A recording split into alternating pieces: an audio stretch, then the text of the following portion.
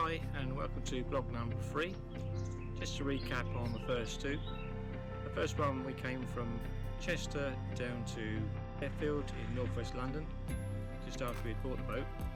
The second one was after we had sort of started our adventure proper after giving up work, which saw us coming down from Fairfield to Brentford, then from Brentford out onto the Thames down to Reading. However, we did stop on the way and take a bit of a detour onto the River Wey navigation. So that starts at Weybridge, goes down through Guildford all the way to Godalming, distance of 20 miles and 19 logs.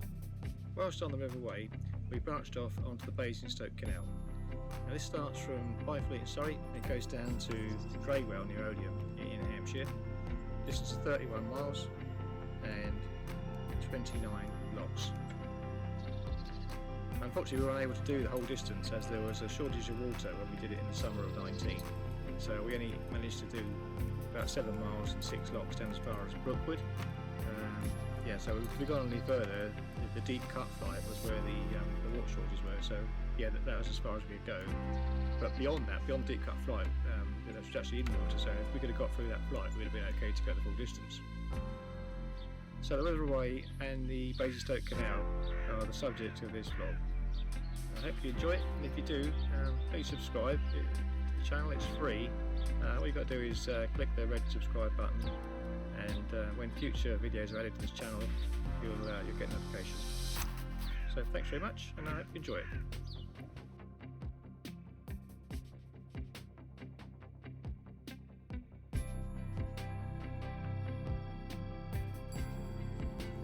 So the River Wey navigation is one of the oldest in the network. The first authorised part of the navigation was made in 1651.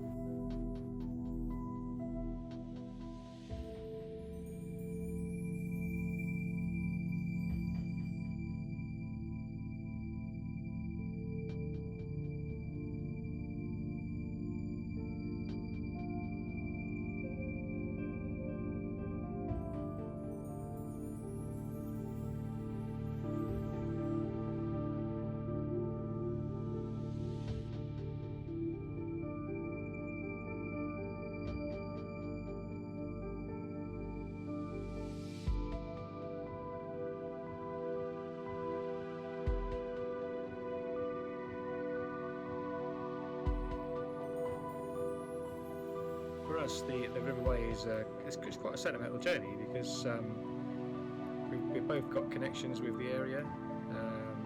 I spent the first 10 years of my working life in a factory at the wharf in Godalming, and then after that I had another 27 years working at a factory at Byfleet on the other end of navigation. Kate spent 32 years working in local hospitals, and we met in this area, and we also lived in the area for 30 odd years.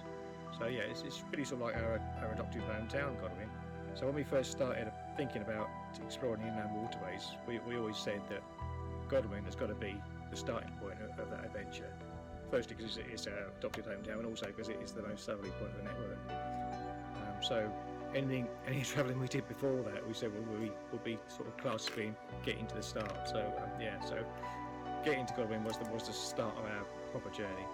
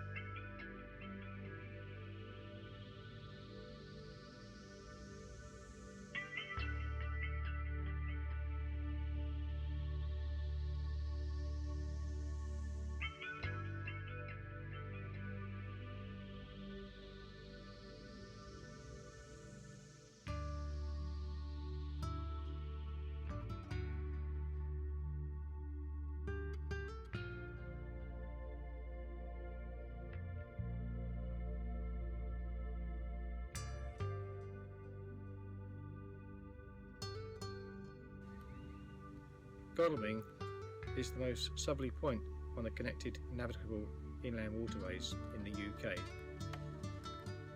There is a plan to open up the Narrowboat Canal, which runs from Shelford, which is just south of Guildford. That would take the canal down to Pallingham Quay, which is near Billingshurst, where it could join the River Arun, which would eventually take it down to Littlehampton on the coast.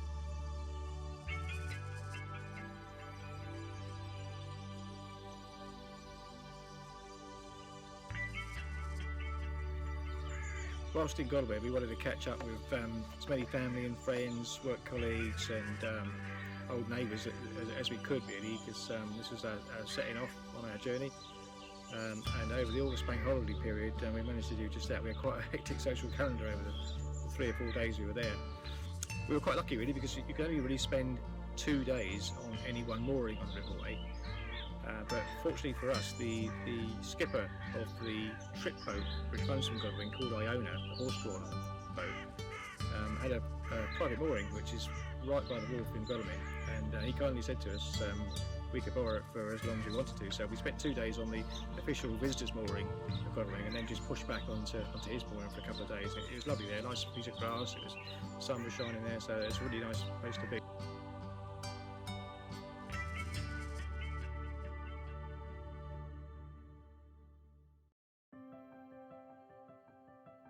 Some happy memories of that weekend. One memory that stands out is when, after a few drinks with some friends, we set off for a cruise into Godalming from our mooring at the beer garden at the bottom of the Manor Hotel. It's only a short journey. It was a very busy day, the sun was out, the beer garden was full, there's lots of families in the garden with kids, and they were looking forward to seeing a boat set off from the bottom of the garden. So we all jumped aboard, and we just set off, and the kids were waving, and as we turned, the bikes got caught on the riverbank, and it seemed like in slow motion, but it happened quite quickly. And the boat turned, the bikes came unhitched from the back of the boat, and they gradually started to slip into the water.